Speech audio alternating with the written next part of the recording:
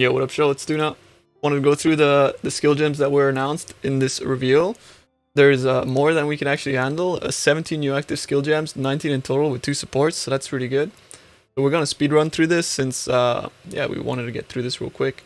We start with the Spectral Helix gem. So this is one of the gems I was most looking forward to. It's a skill I've always wanted in PoE, which is like, you know, the hammered in playstyle. But I was kind of disappointed by the fact that the blades do not follow your character around. The skill should, you know, would be my skill of choice going forward, and I would really enjoy the projectile weapon scaling. As I've always been a fan of Spectral Throw, I think it's a really fun playstyle. But it could have had really good potential if the projectiles follow you around, and I would love to see like Threshold Jewels or something like that, which would make that happen. Because if we look at the showcase, you can see that, you know, the projectiles are kind of slow, and in the mapping showcase as well. Of course, this is going to be scaled by projectile speed, so in the mapping showcase it doesn't look that great as well. But it'll definitely be a fun skill to experiment with, and it's something I'm looking forward to. So yeah. Next we go to Earthbreaker support. So Earthbreaker support basically makes totems cast an attack, basically. Has the potential to be really strong, as you'll be able to stack multiple totems on a single target, multiplying your damage that way. The gem has an inherent less damage and attack multiplier, attack speed multiplier, so that is the downside to having the totem playstyle, but it proposes a more defensive option for using melee skills. It's going to be very strong with Chieftain, of course, with Ancestral Bond and things like that. So it could also be interesting maybe going for an accuracy stacking playstyle. The only problem with accuracy stacking is that you generally want to use the Obscurantis, which is a helmet that gives you 1% increased projectile attacks damage per 200 accuracy. Which, you know, the fact that you're having to use like slams basically with this skill is gonna make it lose out on that double dipping aspect. But on a Juggernaut, you could still get a lot of accuracy, and with the Stormrider boot, the Stormrider boots that you get from Ritual, so the Ritual base, you get 1 to 6 added lightning damage per 200 accuracy, which is still really strong. So yeah, that is the skill gem right there at level 1, and we're gonna have to wait until we see the level 20 skill gem, of course. The next one is Rage Vortex. This is an attack that can be exerted by Warcries. It has no base damage, however, so it will entirely be dependent on your weapon damage.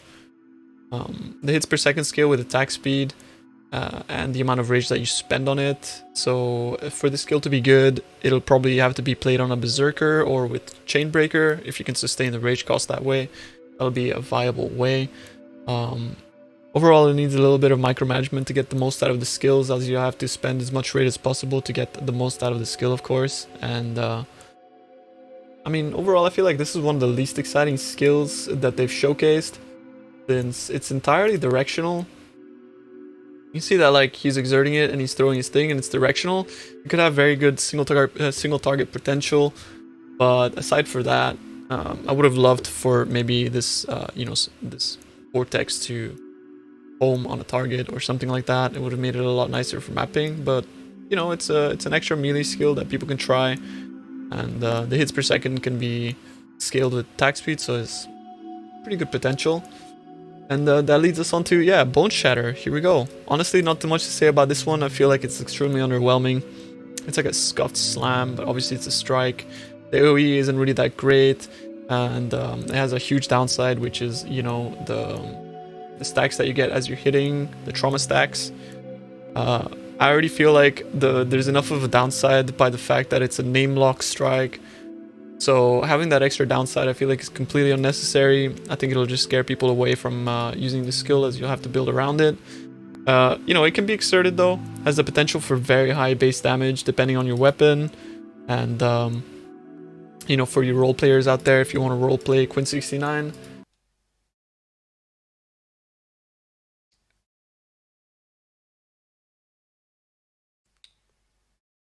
is literally the best skill for you. So yeah, that is Bone Shatter. which leads us on to the next skill, which is Defiance Banner. Defiance Banner is actually pretty insane. It can be used on basically any build. When you put the banner down at max stages, it taunts for 7.5 seconds. Max stages being 50. You gain stages as an enemy is nearby, so that's really good. Has 30% increased armor and evasion, and that scales with gem levels. Potentially gives a really nice boost to builds that stack either evasion or armor, depending on how it scales with gem levels. We don't really know exactly how much it scales as of right now, as we only got to see the gem level 1, of course. But yeah, I think it's very beneficial as it applies DR on taunt as well. So you put it down on a boss, 7.5 seconds of damage reduction is really good. And for aura stackers, this is going to be absolutely insane, or for aura bots, as it's going to give a very, very good damage reduction. The next skill we want to look at is Shield Crush. Shield Crush potentially can actually be insane. We had a discussion about this one with chat, so yeah, it's one of those things that I feel like will be entirely dependent on how much they have reworked Spectral Shield Throw. Spectral Shield Throw is actually pretty damn good. It'll be probably your main clear ability. However, it's always suffered from the fact that the hitboxes of the monsters is really small. It's so easy to miss the ability. So to support the skill, I feel like that's gonna have to receive a quality of life buff in that regard. But yeah, I think it has the potential to be very, very good damage wise. You can also shotgun, so 2 of those beams can actually hit a single target. As you can see, these beams here. So you can get double the damage on a single target if you position properly. That's really, really good. It has actually insane base damage based on your shield's armor or evasion. So yeah, 5 to 7 base fizz per 15, and you can get a lot of armor or evasion on a shield. So honestly, this can have an insane amount of fizz damage on the skill gem itself, as well as some base, which will scale with gem levels. Yeah, potentially really insane damage. And the next skill gem that we'd like to look at is the Behead support, or the Budget Headhunter. Is kind of a lackluster support. It has a nice null effect, lets you steal a modifier like Headhunter, but it's capped at 1 maximum aura, and that also includes Shroudwalker, of course, so that's really fun. So we'll be able to play Flaker Strike on any build. That's cool. It lets you keep this modifier for 20 seconds and has a 20% chance to refresh the buff duration when you hit a rare or unique enemy. So potentially it lets you have permanent uptime when fighting Conquerors, but it does not give you the damage multiplier to enemies that have more than 50% HP. So to gain the 30% more damage, you will have to have less than 50% HP. So an enemy will have to be below 50% HP to gain 30% more multiplier. So while mapping, it'll literally be just the bonus from the extra aura and the melee strike range, but it will not give you, you know, the damage multiplier. So I think that would be okay for later on in the league. Once you get a bit of damage and you don't need any more help clearing, and it will be a nice little boost single target when you get the target to build. That's cool. And that's sort of what it looks like. You can see that he's, you know, stealing aura, like discipline there. And you can see that he's also here in one of the showcases. He steals the proxy shield, which is really cool. So he gets to keep that now for a bit of the map. So that's nice. And yeah, now we got Stormray, and we're getting to some pretty exciting stuff. I was really excited to see this one. Stormray, unfortunately, will suffer from not having any base damage early, as the gem does not come with any, but it has the potential for very high damage with a very good bow later on. Its damage effectiveness is seemingly pretty low, but the reason for that is that you're able to have 100 arrows in the ground. So if you have insane attack speed, you're gonna be able to deal a substantial amount of damage by stacking, you know, as much attack speed as possible. And it fires 4 beams, so per arrow 4 beams times 100, 400 beams per second. That's pretty insane. Sorry, 200 beams per second with 100 arrows. Yeah, because it's once every 0.5 seconds. Yeah, You'll need a lot of attack speed and base phase damage to use this if you want to use it at its highest potential, because it converts 50% of physical damage to lightning. But alternatively, it can also be used with mines or ranged attack totems to completely bypass the attack speed. And yeah, you can use it that way. But yeah, the 50% lightning conversion is nice, as Fist Lightning version. You know, it's not that hard to get, but it's also not that easy to get as a ranger. But if you convert, like, let's say 50% to lightning as it is on the skill gem, and then you convert 50% to cold, you can use Trinity support with it, which is insane. Trinity support is an absolutely insane support, so yeah, that's pretty cool. And you know, it also looks really, really cool. I also really like that about this skill. Nice to have a skill that looks this cool. Yeah. The next one is Focus Ballista. Actually, this is one of the best supports I feel like they've made with this patch. The issue with Focus Ballista is that it's implemented in a way that is not overpowered, like, obviously, which is probably what they were aiming for. You can see here that, like, the totems do not attack. They're completely idle until the player itself attacks. So the totems will only attack if the player attacks, and they will attack the target that the player has attacked. So essentially, it's not really viable for a passive totem playstyle. You'll have to be weaving between dropping the totems down and then attacking yourself. It could be good for maybe, you know, if you're weaving between Caustic Arrow and Toxic Rain, you put Caustic Arrow on your character, and then Toxic Rain on your totems, and then, you know, they'll be doing their thing. Since anyways, you don't really usually use your totems for clear, use them mainly for single targets. So you'll be able to use them that way, as you can see here. They'll focus on. And not only that, they also provide a 30% more attack speed multiplier and placement speed, which is something that I feel like ranged attack totems were mainly missing. 30% more attack speed at level 1 is pretty insane. And 40% placement speed, which is actually pretty insane as well, since you already put the totems down pretty fast. I think it's a really good support gem. We'll have to see how it feels like in practice, but overall I feel like, yeah, pretty good. I'm probably going to be trying this one on League Start. And next we got one of the skills everyone's been hyped about. Unfortunately, GG had to come through and sort of kill the hype a little bit, because people were getting just a little bit too hype, you know. And yeah, GG have confirmed that this skill does not work with uniques that provide buffs to unarmed attacks, such as Doriani's Fist, Facebreakers, or Hollow Palm. Kind of disappointing. It would have been really fun to have, you know, builds using those uniques, but I guess GG was scared about it being a little bit overpowered. Which is kind of obvious. It would have been insane. And, you know, they're generally on the cautious side when it comes to unarmed attacks, as they can get out of hand pretty fast. So this is what it looks like on throwing one flask. But then if you put like multiple projectiles on it, it looks pretty good. It also uses charges from your Ruby, Topaz, and Sapphire flask to gain either extra ignite chance or flat damage. And I honestly have to say that the flat damage on the skill gem is insane. There's a lot of flat damage. This showcase looks a lot better than the Blood Aqueduct one, honestly. You see that, like, it uses the charges from his flasks to gain the damage itself, and you can also read that on the skill gem itself. So you gain 23 to 35 added cold when a Sapphire flask charge is used, or 5 to 53 for lightning. And it already has a base fire damage, a lot of base fire damage, 77 to 116, which is insane. At level 28, that's actually an incredible amount of damage. That's like a lot more than Armageddon Brand, for example. So potentially could be a very, very good skill to League Start, but the only thing that I'm concerned about is how it scales into endgame.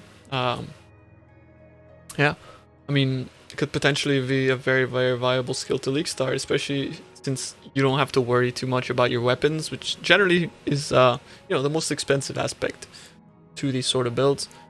And depending on how it scales up to level 20, you know, it could have the potential to be scaled much like Elemental Hit, you know, if you're gaining a lot of base damage with levels, then you just scale the levels, and it also has a lot of base damage effectiveness, like attack damage effect. So you can stack, you know, jewels, right? Of course, abyss jewels and things like that. So it could be very strong in that regard.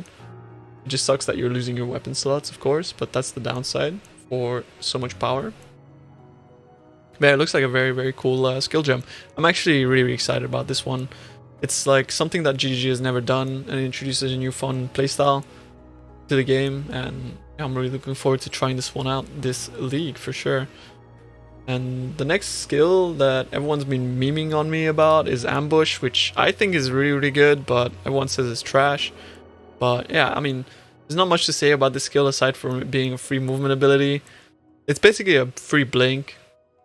You target to, you know, an enemy, and the main thing that struck me about this one is that the blink itself does not give a cooldown to dash in this showcase. It might be a bug or they didn't fully implement it, but essentially, like, you can see that when he uses the blink, dash doesn't go on cooldown, so it's just an extra movement ability for free that doesn't take a cooldown of flame dash or dash. So you'll be able to have like flame dash and ambush on top of that to close gaps between, you know, you and packs and things like that. So that's really cool. And the next skill is Voltaxic Burst. Honestly, I was, you know, sort of disappointed about this skill. It seems very, very clunky. Maybe it's good if you have like Unleash and a lot of cast speed, or like, I don't know, Spell Echo or something, but essentially what it does is you cast it, it gains a buff on you, and then when this buff expires, then it causes an explosion, and that explosion does a decent amount of lightning damage. 40% of that lightning damage is converted to chaos, but also gives you 100% chance to explode enemies for 6% of their maximum life, which is very good for clearing packs. But the only thing that I was concerned about is how clunky it looks and having to time yourself going into packs and casting before. Even in the mapping showcase, it seems like he's having to stop a lot to cast. But it could be interesting to play this on, you know, I don't know, cast on crit, if that's still even possible, depending on the cost, or cast while channeling. So yeah, that could be interesting. So yeah, that's one thing. And next we go on to Blade Trap. Blade Trap is actually a pretty interesting skill. It's the first time we've ever gotten sort of a trap or something like that that can work off essentially your melee weapons, right? Like, so what you're hitting with. We've always been able to use like bows, bow skills, things like that, so you can play like tornado shot traps if you like. But we've never been able to have like sort of like a melee trap. Has the potential for very, very high damage scaling in late game. It could be insane for single target when you have really good weapons. Once you put a lot of currency into your build, I think for burst damage, when the overlaps and things like that, you know, it's gonna be like, I feel like very, very strong for single target if you get insane weapons. But for the map clear itself, it looks a little bit underwhelming. I really, really would not recommend league starting this skill.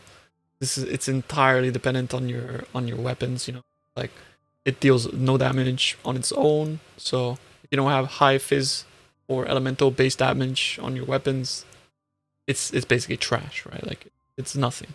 All it does is just put your blades into a trap. So yeah, that's Blade Trap. And then we can look at next one is the Summon Reaper. This skill actually looks pretty amazing. I mean, it looks awesome visually, but unfortunately I think it will be inferior to other skills, minion skill gems. It doesn't have huge clear potential. The damage might be really good for single target, but it'll be hard to sort of sustain other minions as he will continuously consume them, as you can see, and then you'll have to resummon them, unless you're an elementalist with the resummon thing, right? So essentially, I feel like it might be a very strong single target skill, but I find it hard to, you know, I feel like specters and things like that are going to be much, much stronger than this. Although, I mean, it can also be just used as MTX. You can summon him and just walk around with him, so who doesn't like free MTX, right? But yeah, essentially I feel like you'll have to use like SRS or Skellies or something like that. In combination with this for the clear to be good. Yeah, and then we got the Forbidden Rite. Forbidden Rite actually seems insane. One of the strongest skills that they've showcased, but it also has the biggest downside of all of them, which is you take 5% of your maximum ES as chaos damage and 12% of your maximum life as chaos damage. So the more life and the more ES you have, faster you're gonna like essentially kill yourself in game. But it gives you 40% of maximum life and 25% of maximum energy shield as chaos damage, which is it's pretty insane. It's pretty insane. Like it's a lot of damage. It also has the potential for shotgunning. If you see here, it throws 2 projectiles at a single target. But it throws up to 6 projectiles to nearby enemies. So if you can see here, it throws all those projectiles, which is nice. I would not recommend it as a CI skill, right? Because you want to use your life to gain damage. So 40% of your maximum life is gained as chaos damage. So if you're CI, you have 1 life, so that's nothing, right? So you want to have a pretty high life pool and a decently high energy shield pool. And a way to completely bypass both of those things is to use this in totems, because totems can get up to 20,000 life, right? Compared to what a player has, right? Sorry, it's the other way around. Yeah. So it's the deals part. It's 12%. 40% is how much you take. Yeah. Chat just corrected me. Sorry, I got things around. Yeah, 12% of your max life as chaos damage, which is a lot. So if you consider that you can have your totems with 20,000 life. 12% of that is a lot, right? I'm not going to do the maths. You guys don't want to see me do the maths right now. Yeah, thanks for saving me there, chat. I'm just like rambling on and yeah, trying to read the script. Thank you for that. So yeah, we went over Forbidden Rite. Honestly, it looks very, very cool. I would not recommend this for League Start, since you're either gonna have to have overcapped chaos resistance or play it as totems. I suppose you can League Start this as totems and it'll be very strong. So yeah, you should give that a go maybe. But I wouldn't recommend self-casting it. As you can see, patch notes has admitted suicide. That'll probably be you in Act 2 trying to use this skill. 40% of your life chaos damage is pretty insane if you're not mitigating that. And the next skill that we want to look at is Eye of Winter. So Eye of Winter is an homage to basically to Diablo 2, right? It's it's Frozen Orb basically, but I'm not too excited about it, unfortunately. The reason for that is because the base damage of the gem is really low. However, it has the potential for multiple projectiles to hit a singular source. But in practice, like by looking at this showcase, it seems like the projectiles are kind of like spread far apart. And it'll be pretty difficult for multiple projectiles to hit a single target, right? So yeah, I mean, maybe it would be interesting if you're using like chain and a frozen orb to chain off of, so you can hit like more than 2 projectiles on a single target. But yeah, I mean, looking at the skill gem itself, it is looking kind of low, honestly. I have Winter into 16 at level 28. Yeah. But projectiles continually deal damage, up to 100% more damage by the time they dissipate. So if you're hitting enemies that are further away, actually that damage is like, you're getting more damage. I don't know if that's a viable play style, like making sure that your projectiles are like, traveling further. But yeah, as pointed out, 25% increased effect and 11 to 16 base cold damage. We'll have to see about those numbers. They can still tweak them, but as of right now, this feels like a roleplay skill gem. If you want to roleplay, the good old days playing Diablo 2, go ahead. But if they don't modify them numerically, I feel like this skill gem is going to be extremely underwhelming. unfortunately. As much as I'd really, really love to make like a really strong build with this. But it is what it is. It is what it is. We got Battle Mage's Cry. So this is one of the skill gems that I was like looking at and I was like, but why? I'm finding it difficult to say anything good about this skill gem, aside for the fact that it could be like a nice trigger for slammers if they want to trigger, I don't know, a spell. Maybe Wave of Conviction, but they're all doing base phase damage, so why? It could also cost an extra button, you know? And if you've ever looked at a slammer play, they're using like every skill on the main skill bar, plus the control skill bar. They've even got like pedals, like they're using a steering wheel, they're using like Xbox controllers to manipulate their gameplay, 6 keyboards. Like, bro, it's absolutely unnecessary to have an extra button in their builds. I think I don't see much reason for this to exist. Although, like, it could be interesting, someone could prove me wrong. But yeah, I'd love to be proven wrong. Maybe someone comes up with something extremely 5-head with Battle Mage's Cry that I haven't thought about so far. You can see that from the playstyle itself. Like, I like the fact that it sort of provides, you know, for the spells, basically gain damage. Spell damage also applies to attacks, 25% of their value, so, you know, up to 150. So, you know, you could essentially just use this to buff your attack with spell damage, which, why would you? Because there's plenty of attack scaling, like, there's plenty of ways to scale attacks in the game.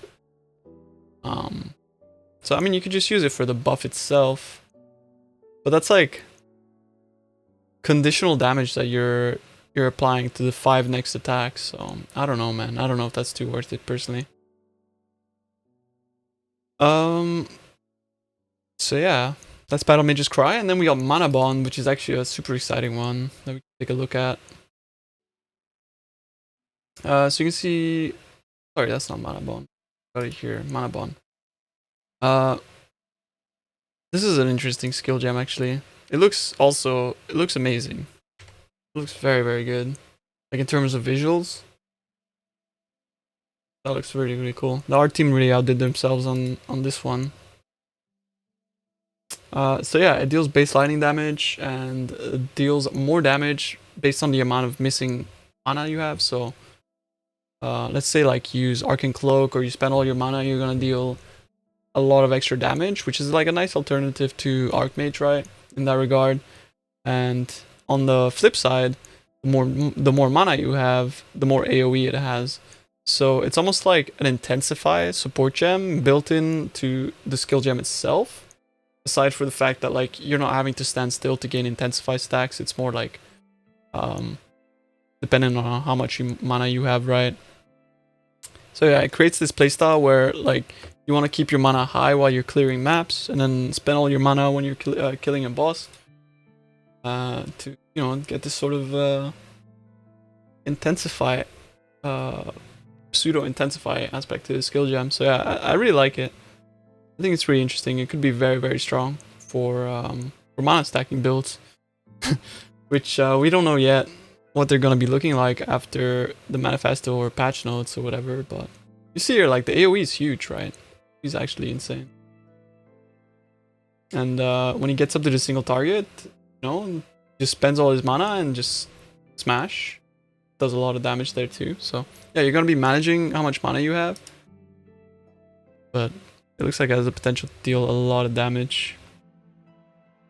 And we come to the last one, which is Absolution. So Absolution looked really, really sick. It's one of the ones that I was most excited about. With Spiritual Aid, you'll be able to stack minion damage to both buff yourself and buff your sentries. Minion clusters will also provide a huge boost to both your own damage and your minion damage. It has the potential to be a fun skill that's automated by your minions as you're running around, they're casting it. The only problem I have with this skill is that you're going to be having to refresh, obviously, the minions, as they only last 10 seconds, and you yourself have to kill something to then summon a sentry. So you're going to have to make sure that your base skill has enough damage to kill stuff, to then summon the sentries. The only problem with this is that it's only partially converted, and scaling both your own damage and minion damage together is gonna sort of introduce these weird trade-offs between which damage you want to buff, basically. So yeah, that's Absolution, and it's gonna be an interesting one to build around, but I feel like it has the potential to be very, very strong. So yeah, that's it. Those are the skill gems, and I wanted to make a quick video, but it turned out to be way too long, so pog. That's everything on the list, boys.